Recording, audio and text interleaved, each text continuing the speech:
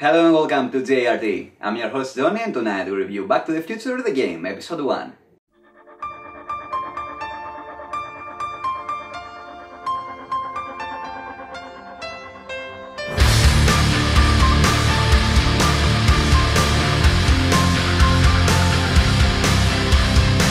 Some people say The Lord of the Rings, others say Star Wars, I say Back to the Future is the greatest film trilogy of all time. That's right, never mind your Godfathers and your fistful of dollars, Back to the Future is where it's at. All three parts work well enough alone, but they play off each other amazingly and blend together to create a truly memorable trilogy. I don't think anyone denies that the way they retraced their steps in Part 2 was ingenious, but some people are upset that Part 3 features cowboys and Indians. As if more Wild West action is ever a bad thing. Anyway, the thing is that the tight-rated and clever production of the movies left you satisfied with the arc, but clamoring for even more. Developers Telltale, who seem to have franchise-reviving powers that border on magical, are stepping up once again to give the people what they want, by providing a fresh Back to the Future story told in their trademark episodic adventure game format. Now, while Telltale's intentions are always praised, their results are more divisive. The first big break was with the Sam & Max franchise, and a lot of critics complained that Save the World just wasn't up to snuff. Personally, I enjoyed it. I think anyone who didn't was comparing it with the excellent Sam & Max Hit the Road adventure game by LucasArts, which makes sense since they both are adventure games after all, but is also kind of unfair. I think Telltale's take was actually meant to be compared more with a TV series. So, going in Sam & Max Season 1, I wasn't looking for complex puzzles that required items from 1,000 locations to solve. I just wanted some toy Sam & Max banter, weird situations that escalate uncontrollably, and loads of cartoon lunacy. And those things Telltale delivered expertly. Sure, I could go through the puzzles half asleep, but the dialogue had me smiling throughout, and that was more than enough to consider Telltale's episodic experiment a success. Of course, when Telltale started elevating the puzzle quality and the production values for the following seasons, I liked it even more, to the point I consider Season 3, The Devil's Playhouse, one of the best releases of 2010. But the point is that although I didn't mind the puzzles in Season 1 Sam & Max, I do mind them in Back to the Future, the game. And the bar was set even lower since there doesn't exist an excellent Back to the Future Hit the Road adventure game. Probably because where Doc and Marty are going, there are no roads. Unfortunately, the puzzles haven't simply regressed back to 2006 standards, they've reached new levels of simplicity and, worst of all, laziness. Twice you have to recycle the solution from a previous puzzle to a new one, and that's just painfully obvious filler. Huh, déjà vu. I'd rather if the developers didn't put puzzles there at all, if they couldn't be bothered to come up with something new. And when I say new, I mean it strictly in terms of this single episode, because if we broaden the scope, there is nothing here you haven't seen a million times before in other adventure games. Cool. No! There is only one instance where you don't have an overused mechanic in play, and Telltale couldn't even be bothered to code it correctly. While Doc is arguing with his father, he's simultaneously trying to tell you what you are supposed to do to finish up a vital concoction. He uses wordplay to put one hint in each of his sentences, but his father's retorts happen to contain similar keywords that could, in theory, confuse you and make you mess up the sequence. It is a neat concept, but it just doesn't work as intended.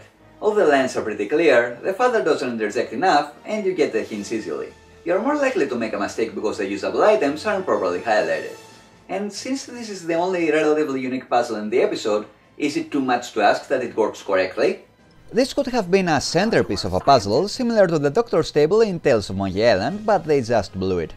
Speaking of Monkey Island, one thing I was worried about when Telltale announced they'd be creating a new one was that the TV sitcom approach of their previous adventure games couldn't really work with that franchise.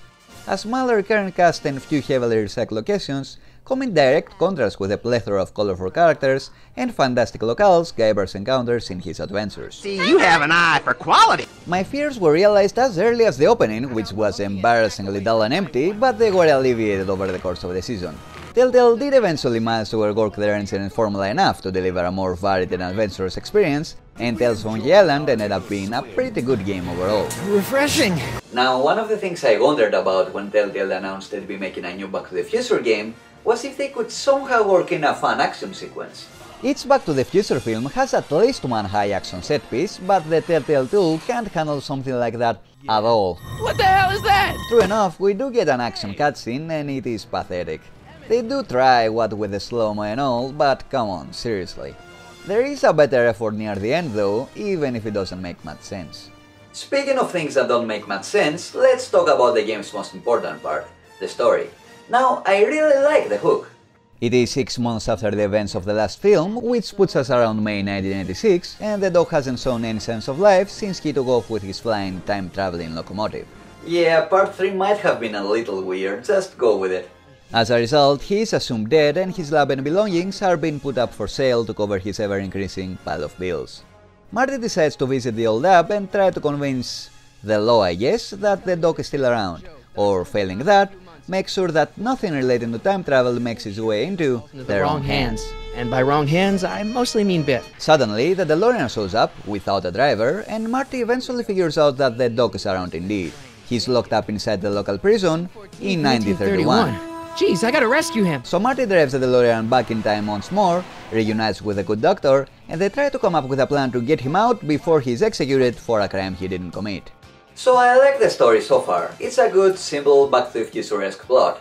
But here is where they mess up unforgivably. And I'm not trying to nitpick. I mean, I don't mind that Marty is wearing the same clothes he wore 6 months ago. Maybe he got nostalgic. I don't even mind that he goes back in time just 1 day before the dog's reported death, even though by now he really should know better. Why do we have to cut these things so damn close? But I do mind that the dog's solution to his predicament is guaranteeing the disruption of the timeline by working with his younger self. Not me! 1931 me! What? Are you insane? Now, the dog is adamantly against changing the natural course of history, in theory, but how careful he actually is when hopping through time periods fluctuates during the films and especially in the animated series. But he always shows the utmost caution when dealing with direct ancestors, and especially with past versions of the time traveler. He avoids them like Teen Wolves avoid shirts. Even in this very episode, a few seconds ago, the dog was speechless at the mere thought that Marty talked with his grandfather. No! And now he's all for enlisting his 30s counterpart, Right! who hasn't even decided to become an inventor yet. I have absolutely no interest in science. Yeah, what could possibly go wrong? Great Scott!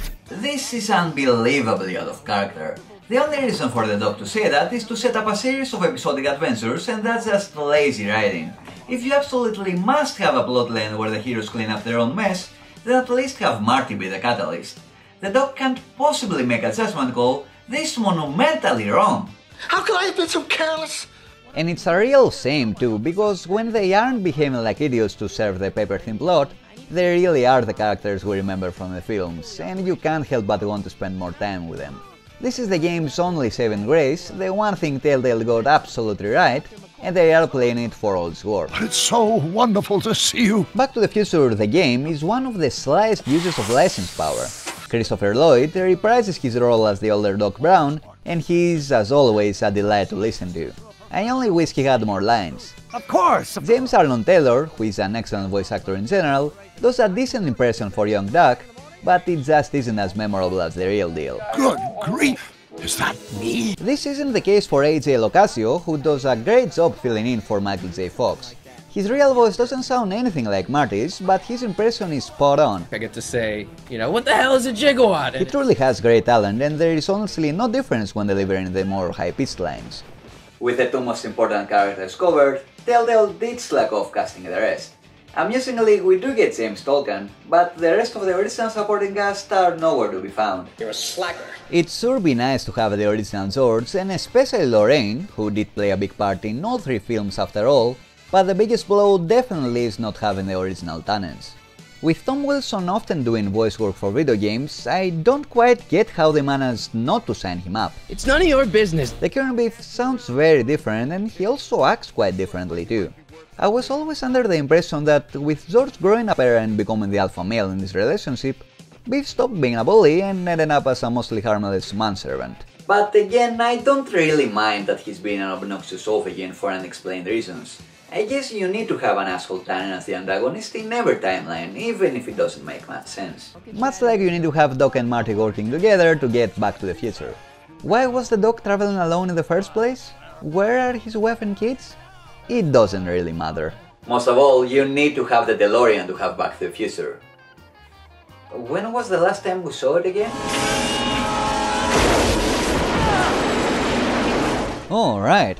And now it's no longer in 1,000 pieces? Cool! They actually tried to explain this one, but I'd rather they didn't than let us assume that Doc built a new one out of nostalgia or whatever.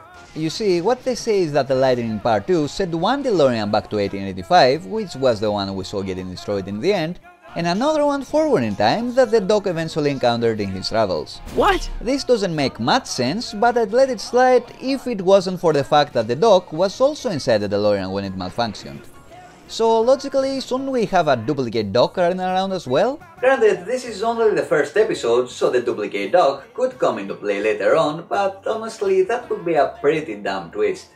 Anyway, these are the dangers of reviewing a 5-part series early, and as it stands now, Back to the Future the game is a bad game that can however be enjoyable based on nostalgia alone. Adventure games run on the quality of their puzzles and their writing. The puzzles here are terrible and the writing is lazy. That sucks. The characters are mostly fine, they are written by original creators Zemeckis and Gale after all, and they are really boosted by some clever casting, but they often act unrealistically just to drive the plot forward, and the plot has many holes nevertheless. But it still is great to hang around with the real Doc and Marty again, even if it's only for a couple of minutes of this 4-hour episode. Jeez, we've been back together for 5 minutes, Doc. You're already talking about the end of the universe. I've missed that. If you like Back to the Future, you'll enjoy episode 1 just for these exchanges, even if the rest of it disappoints. An educated guess for the rest of the series is that the puzzles will still suck. For better or for worse, history shows that when it comes to Telltale Games, puzzle quality remains consistent over the course of a single season. That's too bad. They don't have to improve that much to satisfy me though. And of course, Back to the Future does have some great puzzle potential. I do get behind the idea that time travel is always the problem and not the solution, but we can still have some neat 4-dimensional puzzles without abusing the DeLorean. Episode 2 will try, but my guess is that it will fail. You see, Telltale seems content to just throw nostalgia at us and expect us to buy it. The solution to this puzzle involves a giant amplifier. Cool! And they just try to force it too often and too hard. Come on, you don't have to throw every reference in the first episode. The thing is, even the first film had decent puzzles, despite not being an adventure game at all. The main plot, you might recall, was getting Marty back to the future. So the Doc attaches a hook to the DeLorean's flux capacitor and a cable to the clock tower. Marty uses the newspaper to schedule their weather experiment and floors it to reach 88 miles per hour. Lightning blast clock tower with cable equals 1.21 gigawatts. 1.21 gigawatts plus modified DeLorean at full throttle equals some serious shit. I guess it's too much to ask for something like that, but at the very least, stop recycling puzzles, Telltale, you're killing me here! I do hold out some hope for the action pieces though. They can give some extra Back to the Future flavor if done correctly, and the final sequence in Tales from Monkey Island shows that Telltale can pull off some sort of action. They might figure out how to do it Back to the Future style before the season ends. As far as the story goes, it might get better. Now that everything's messed up, maybe our heroes will stop acting like morons just for the sake of the plot. So to recap, episode 1 is an objectively bad adventure game, but it's a tricky bastard and pushes some of the right buttons. It runs solely on nostalgia, so if you haven't seen or don't like Back to the Future, there is no way you should bother with this. It's simply unbearable without nostalgia to distract you. I mean, the navigation is kinda weird, the interface is slow, I can't believe you cannot combine inventory items again, but whoa, the mouse cursor is a flux capacitor, cool! The season as a whole has the potential to be mediocre, but I guess we can only find that out in the future. You mean the past? No, I actually mean the future. So if you are a Back to the Future fan and are able to turn off your brain for a while, you might enjoy the game. It is kind of sad though, because the films, while fun, also made you think. Anyway, thanks for watching the show, have a great night, this is Johnny, signing out.